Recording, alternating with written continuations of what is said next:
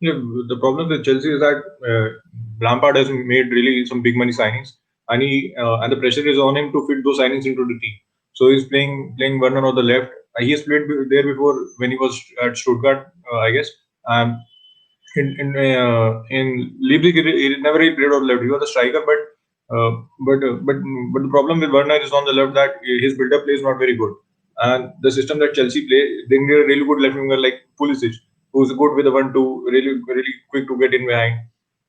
And Werner does not. I mean, yes, he has good pace, but his dribbling skills and build-up play is not really good. So he doesn't suit the system on the left. And if they need to fit in Werner, they really need to switch to a 4-4-2. But then the problem comes in the midfield. Where what do you do with Havertz? Then now because Havertz can't play on the wing, and definitely he can't play as a six. So that is the problem at Chelsea right now, in my opinion, because uh, someone needs to be sacrificed, either Werner or Havertz, for either of them to play, because the system that Lampard's play, he needs a big man up front, and Werner cannot play alone up front. I mean, he's not very prolific in the Chelsea system alone up front. He needs someone, a big man next to him. So I don't really know how Lampard is gonna fix this problem, and I don't really back him to do so. Uh, I think Howard is gonna struggle this season, and not really sure about Werner, how many goals he's gonna score. What do you think, Ajit?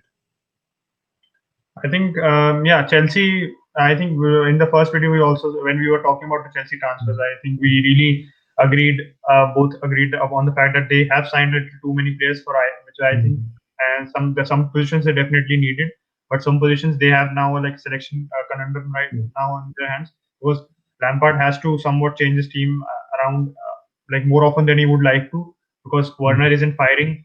Even sometimes he's playing Tammy, and Tammy is not also in the best of goal scoring form.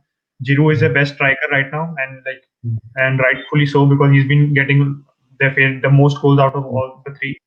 So, and Giroud also suits the style of play that Lampard employs, because Chilwell and James overlap, and their balls into the box, they can be best utilized by Giroud.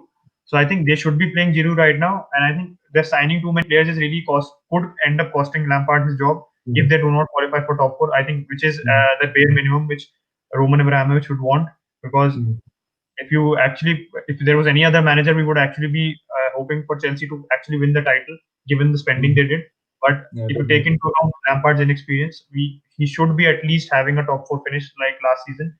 And if he doesn't, I think that could cost him his job.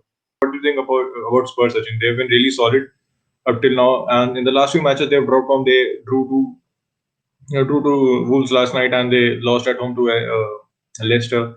And they started pretty well, and then after the loss at Everton, they really picked up form.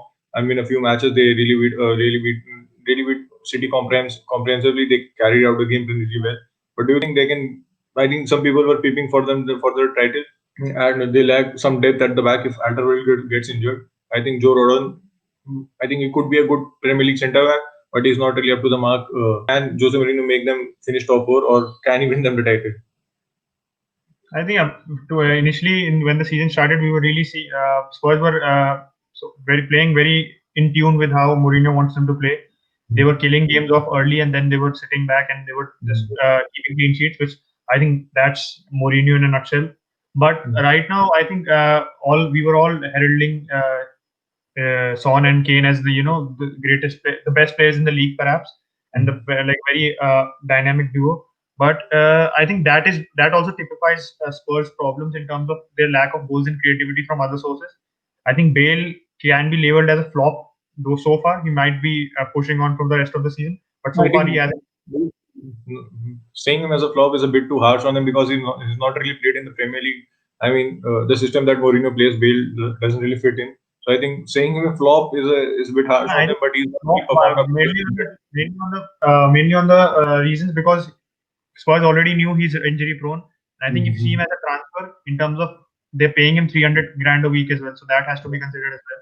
So I think taking that into account, he hasn't really featured in the side too much. He has a goal against Brighton which he scored, but apart from that, we really expected there to be the Son, Kane, and Bale front trio. But because of his injury problems, there's Lucas Moura or Bergwijn have been featuring on the right wing. So I think, yeah, do suffer from a lack of creativity, and I think they are not even they haven't been able to finish games off early in the past few matches as well, against Wolves and against Crystal Palace as well. The match which they drew, they haven't been able to kill the game off. So I think, yeah, top four can be achieved, and I think Mourinho should be having that as a bare minimum given his high standards. But the title may be too far, because I think once Kane or Son get injured, hopefully they don't. But if they do, you really can't pin down where they'll get their goals from, where they get their assists from, where their threat is going to come from. So I think Spurs are going to struggle and to challenge Liverpool. So coming on to Aston Villa, they've been a relegation this season. I think they're fifth in the table right now, and they have lost. They have gone their last 5 matches unbeaten, in which they've won 3. So I think Dean Smith has got them playing some fantastic football, likes of Jack Grealish. I mean, he has upgraded himself to a whole new level, and he has already created 50 chances in the Premier League this season. That's more than Bruno Fernandes and Kevin De Bruyne. So that really shows the quality of player he is. And Achin, what do you think? That can Jack Grealish fire Aston Villa to a top 6 finish? I think top 6 will be a step too far. Defensively, they have been playing very well this season. I think Konsa has really come up a level from last season. He's been really assured at the back. Even Tyrone Mings was really not consistent at all last season, but this season he has been somewhat consistent. And they have the most clean sheets in the Premier League for a reason. I think Martinez also has a big can take the plaudits for that as well, because he's been really solid for Villa. Even Matty signed fantastic. I mean, all the players they've signed, Martinez, Matty Cash, Watkins, they've all performed really well. And Barkley also, he has been on loan from Chelsea, is injured right now, but I think he's been a really good addition. What do you think, Achin, about Southampton? Are they? I think at top 6, I think it's a bit too far for them. But what would be a good finish for them? A top 10 finish after the last season? They could come in the top 8, because I think they have been playing better than Wolves this season. Wolves have Jimenez absent, and I think that could be that could be detrimental to Wolves. They've only scored 15 goals so far, which is very low if considering they do have a good for a fair few goal threats, and because Odense, Neto, and these players are, and Traore is not really hasn't scored a goal for a year. That's really surprising. Odense and Neto have been have filled in really well. So I think, but I'll fancy Southampton, because Southampton, even without Ings initially in the season, during the start of the season, we did not fancy them because they did not have Ings, but they still pulled out results. Che Adams has stepped to the plate very well. He's last season he ended on a high, and then he's carried that momentum for this season. And even the players, even their midfield, it's real. Even the defensive line, Bednarek and Vestergaard have really come up a level, and it's really credit goes to Hasenhüttl after how he cemented his philosophy and got the team playing so well. Yeah, because he lost 9-0 to Leicester last season, and after that they've really gone from strength to strength. So I think I could fancy Southampton to finish in the top 8, maybe 7th or 8th, but and Wolves just behind them, and that's what I would go for. So a team we have missed is Leicester. I think it's gone under the radar. Last season they finished just outside the top 4, and at the last they were really unlucky that they lost United and finished 5th. They already have Champions League and Europa League experience right now. So I think this season also they have started pretty well, and they are second in the Premier League if I'm not wrong. And they've really beaten some big teams like City, and they beat City 5-2 at Etihad. So it really shows the type of football that Brendan Rodgers has got them playing. And Ricardo Pereira is not really back. Is not back from the injury, and when he comes back, I think he's a major addition to the team. And I won't really put past him to make a top 6 finish again. And if they finish in the top 4, I think I won't be surprised if they finish in the top 4. I think, Leicester, they started last season as well as they did this season, but we really have to see if they can be consistent throughout the season, because after lockdown last season, they were very inconsistent. That's why they have to drop out of the top 4.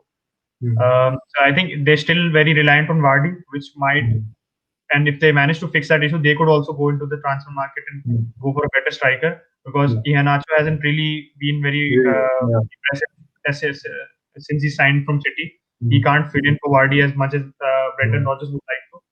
So I think if they do manage to cope well without Vardy, if that situation arises, I think they can finish top 4. Even top 6 is, I think, more or less expected, but top 4 could be on the cards if they do manage to cope well without Vardy.